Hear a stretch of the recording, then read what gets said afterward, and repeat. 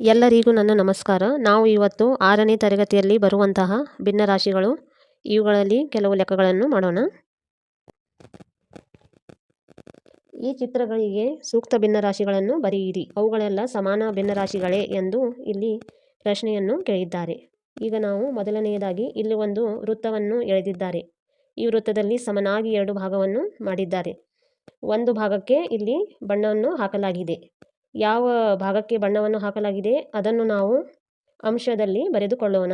ಇಲ್ಲಿ 1. ಇಲ್ಲಿ ಟೋಟಲ್ ಆಗಿ ಎಷ್ಟು ಭಾಗಗಳು ಇವೆ ಅನ್ನೋದನ್ನು ನಾವಿಲ್ಲಿ ಮೊದಲು ತಿಳಿದುಕೊಳ್ಳೋಣ.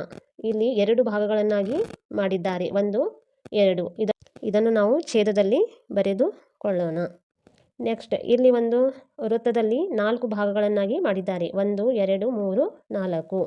ಇದನ್ನು ನಾವು ಛೇದದಲ್ಲಿ ಬರೆದುಕೊಳ್ಳೋಣ. ಇವು 2 ಭಾಗಕ್ಕೆ ಬಣ್ಣವನ್ನು ಹಾಕಲಾಗಿದೆ. 1, 2. ಇದನ್ನು ನಾವು ಅಂಶದಲ್ಲಿ ಬರೆದುಕೊಳ್ಳೋಣ. ಈಗ ಇಲ್ಲಿ ಒಂದು ವೃತ್ತದಲ್ಲಿ 6 ಭಾಗವನ್ನು ಮಾಡಿದ್ದಾರೆ. 1, 2, 3, 4, 5, 6. ಇದನ್ನು ನಾವು ಛೇದದಲ್ಲಿ ಬರೆದುಕೊಳ್ಳೋಣ. ಇಲ್ಲಿ 3 ಭಾಗಗಳಿಗೆ ಬಣ್ಣವನ್ನು ಹಾಕಲಾಗಿದೆ. 1, 2, 3. ಇದನ್ನು ನಾವು ಅಂಶದಲ್ಲಿ ಬರೆದುಕೊಳ್ಳೋಣ.